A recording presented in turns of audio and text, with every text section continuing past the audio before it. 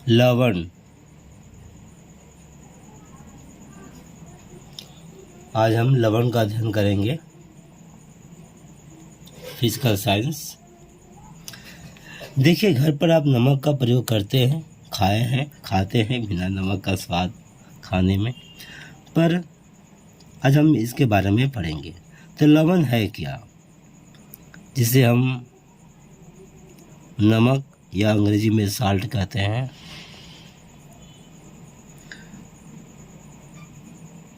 अगर हम कहें परिभाषा में, तो किसी अम्ल या भस्म के रासायनिक प्रतिक्रिया के फलस्वरूप जल के अतिरिक्त जो यौगिक बनते हैं ना, उन्हें लवण कहते हैं। मैं लिख दे रहा हूँ, अच्छा रहेगा। किसी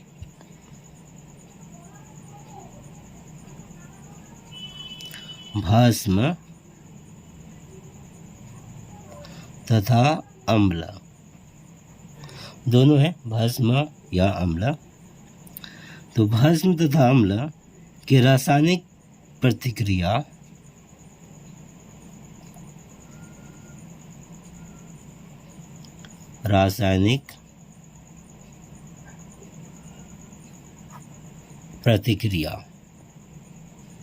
ठीक है।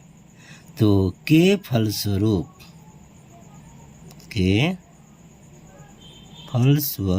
प्रॉब में बड़ों की मात्रा होगा, फलस्वरूप, ठीक है।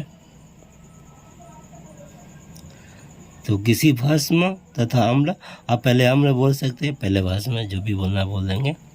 तो किसी भस्म तथा अम्ल के रासायनिक प्रतिक्रिया के फलस्वरूप क्या निकलता है? जल। देखिए, जल ही नहीं निकलता, जल के साथ नमक भी निकलता है। तो जल के अलावे दो ही निकलेगा, जल और लवण। तो जल के अलावे जो यौगिक बनते हैं, यौगिक बनता है, जो यौगिक बनता है, उस यौगिक को बनता है, उस यौगिक को लवण कहते हैं।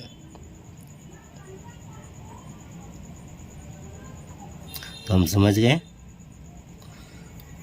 तो किसी भस्म तथा अम्ल के रासायनिक प्रतिक्रिया के फलस्वरूप जल के अलावे जो यौगिक बनता है, उस यौगिक को लवण कहते हैं।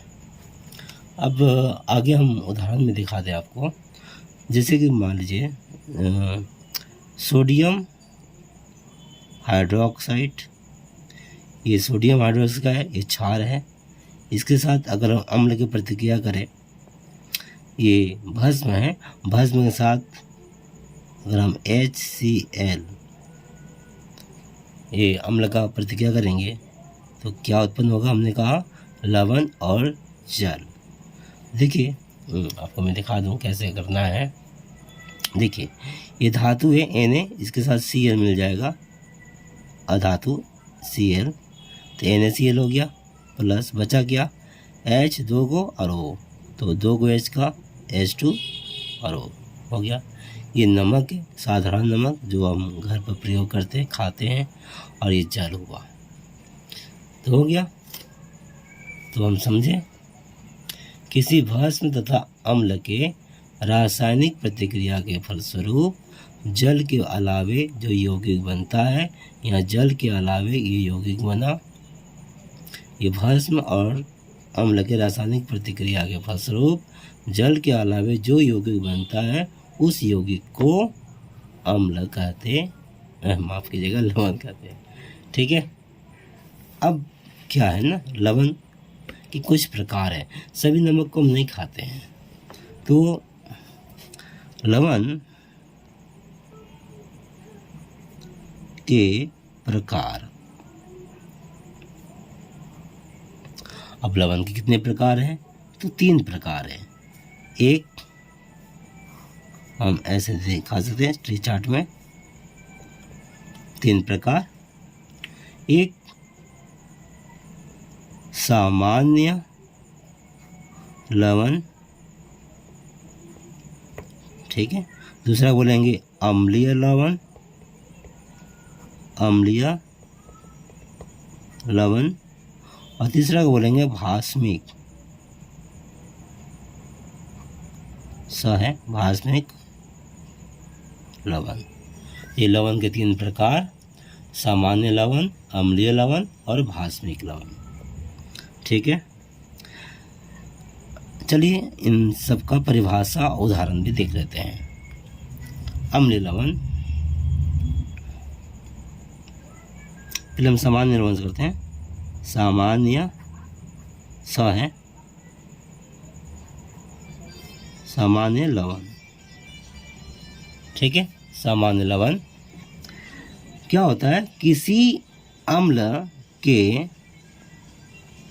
देखिए किसी अम्ल के क्या हुआ, कर गया,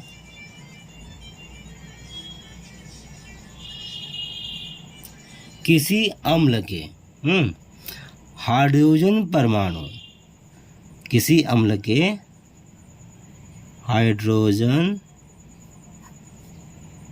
परमाणु, किसी अम्ल के हाइड्रोजन परमाणु किसी धातु या मूलक द्वारा, किसी धातु या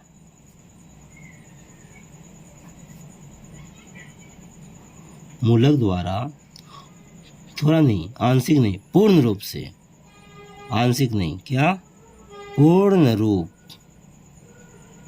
पूर्ण रूप से,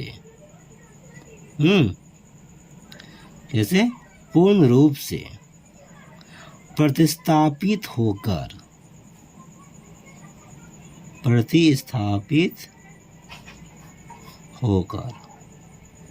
उदाहरण में अब हम समझ जाएंगे प्रतिस्थापित होकर कैसे लिखा जा रहा है।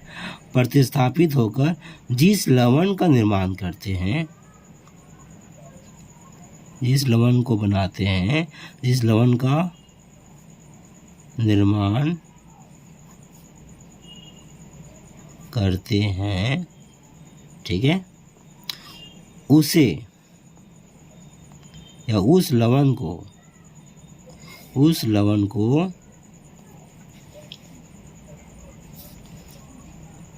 सामान्य लवण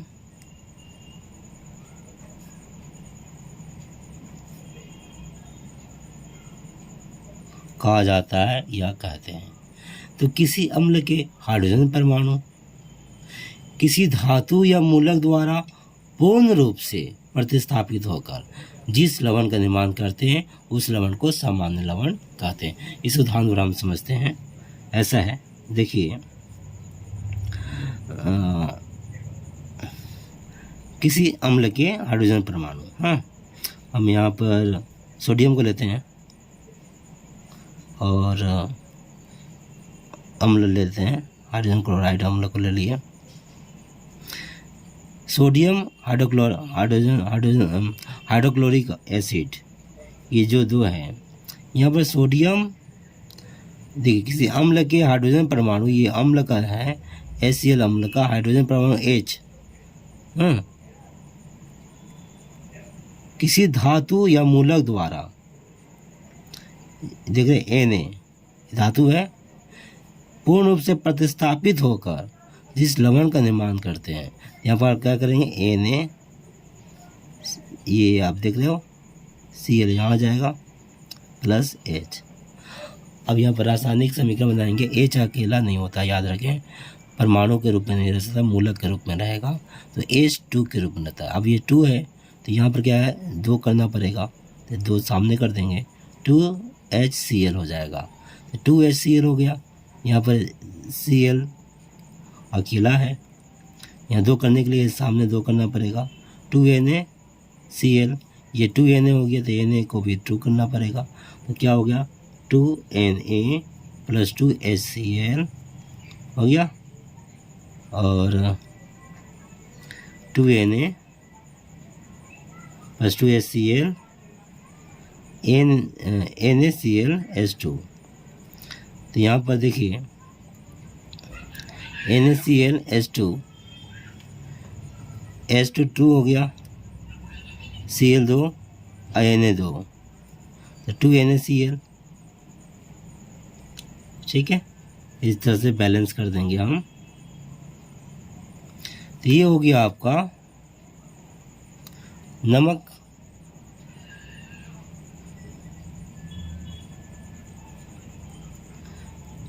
आते हैं आगे।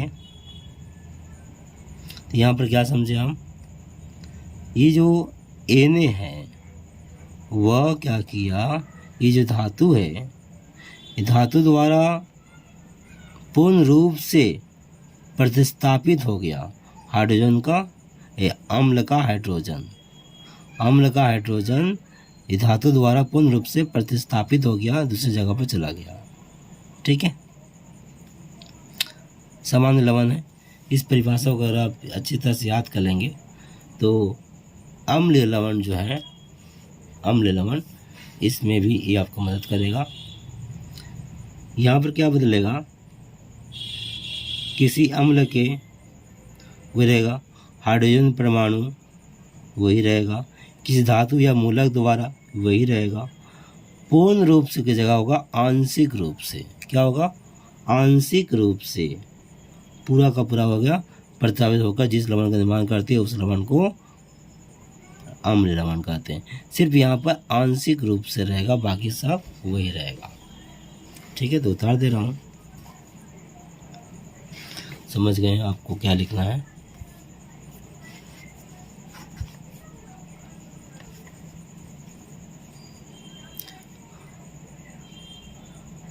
अम्लीय लवण किसी अम्ल के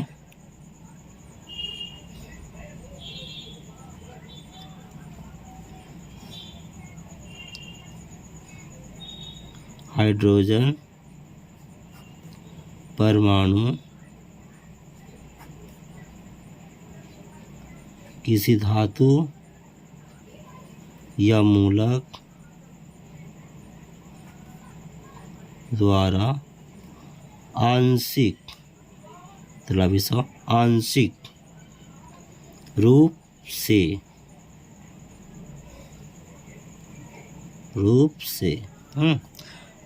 प्रतिस्थापित होकर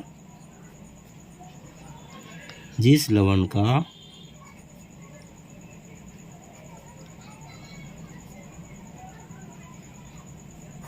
निर्माण करते हैं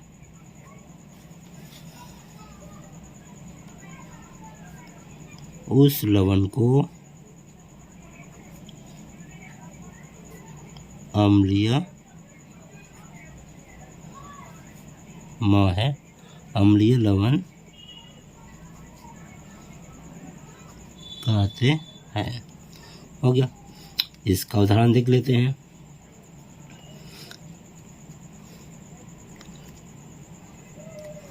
देखिए, इसका उदाहरण में हम देख सकते हैं आपका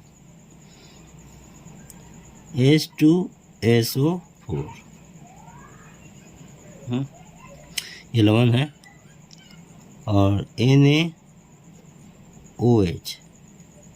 ये भस्म है, और यहाँ जगह नहीं होगा, मैं बराबर यहाँ दे रहा हूँ, आप बगल में बराबर दे दीजिएगा। अब ये प्रतिक्रिया करके, अच्छा मैं इसी तरह एडजस्ट कर रहा हूँ छोटा करके, बराबर अच्छा रहेगा एक जगह ही। देखिए अच्छा से, यहाँ पर क्या है ना, आंशिक रूप से प्रतिस्थापित होकर, आंशिक रूप से कैसे हो रहा है, आंशिक रूप से देखिए Na ये जो देख रहे धातु Na सोडियम धातु आ गया, और यहाँ पर जो H है NaH देख रहे हैं, H और SO4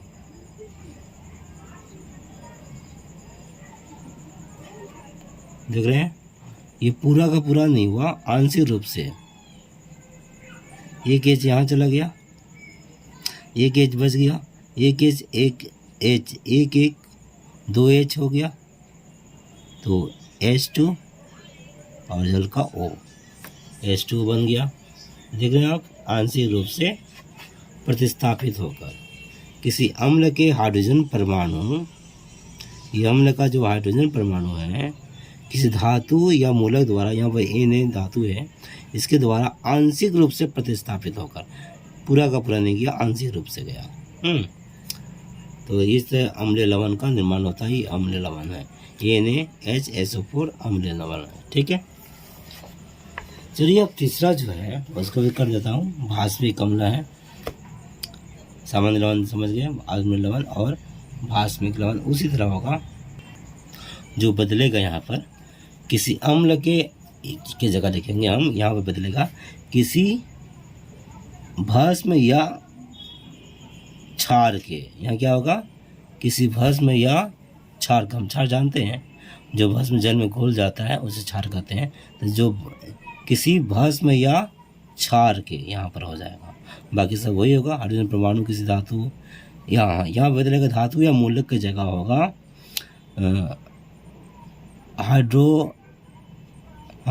OH माइनस, जिसे हम हिंदी में बोलेंगे हाइड्रोक्सिल मूलक बोलेंगे, हाइड्रोक्सिल मूलक हो गया, बाकी सब वही रहेगा। चलिए देख लेते हैं कैसे है।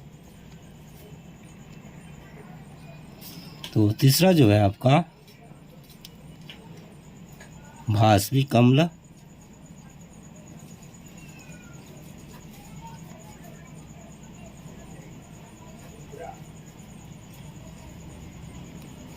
ठीक है। तो हमने कहा जैसे कि पूरा का पूरा उसी तरह है, तो किसी यहाँ पर हम भस्म या क्षार बोलेंगे, किसी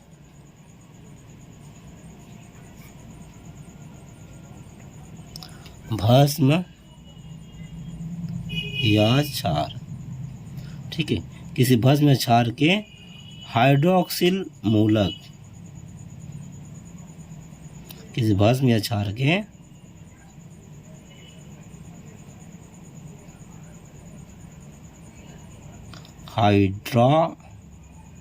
हाइड्रोक्सिल मूलक,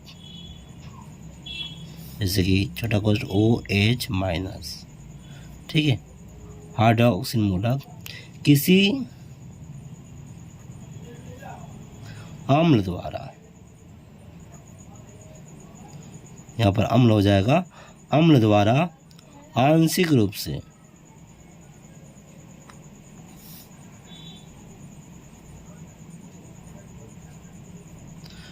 प्रतिस्थापित होकर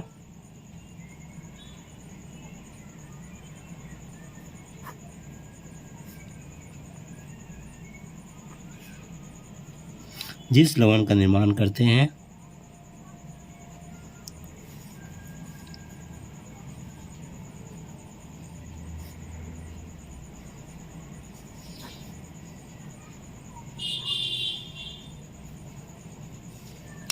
उस लवण को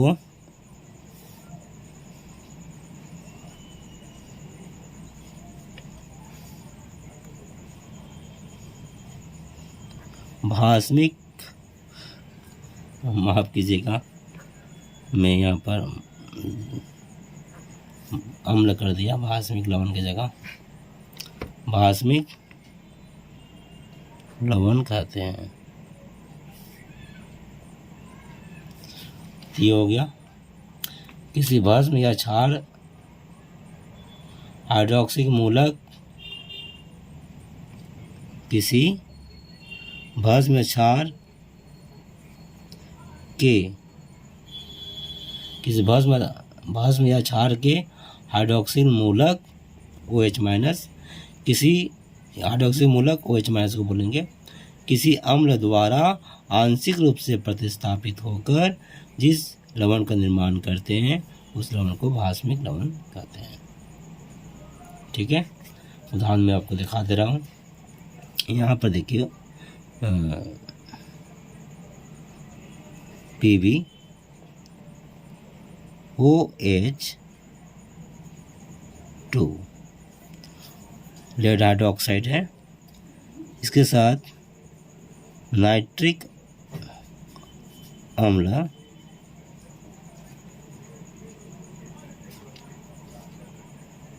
जगह नहीं हो पाएगा, फिर भी छोटा कर रहा हूँ।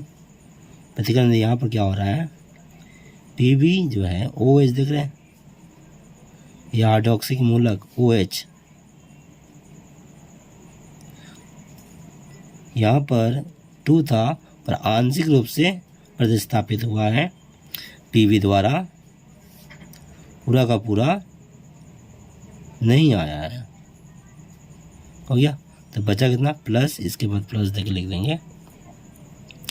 क्या हुआ देखिए, यहाँ पर क्या बच गया, OH बच गया एक, पूरा का पूरा एक आया, OH एक आया है, OH यहाँ बचा, और H यहाँ पर नहीं है तो H, और यहाँ पर OH 2H हो गया, H2O यहाँ का O, जल बन गया।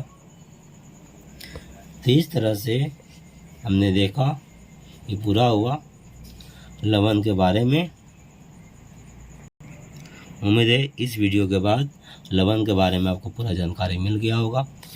धन्यवाद।